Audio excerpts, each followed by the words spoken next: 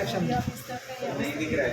कोई भी तरफ से, कोई दिक्कत नहीं। प्रेशर मैं इससे करूँगा, जो मेरा राइट, मैं राइट ही हूँ, मैं राइट हैंड जैसे स्पाज़म यहाँ है, जो नीचे नहीं, स्पाज़म मेरा दोनों साइड में करूँगा, एक साइड में हम नहीं कर सकते।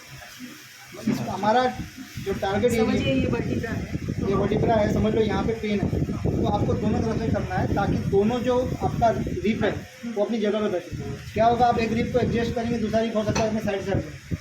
तो जब ये पोजीशन में आप रहेंगे और इसी एरिया को एडजस्ट करना, दोनों रिप को आपको एक साथ एडजस्ट करना। ठीक है, रेडी? टाइट नहीं करना, लूज लूज।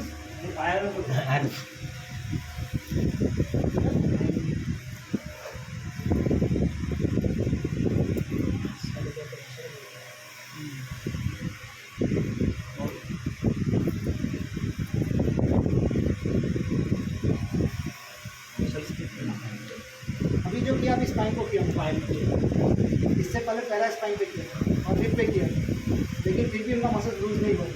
तो फिर मैंने क्या किया, स्पाइन पे किया, और स्पाइन पे किया, अब ये मसल को छू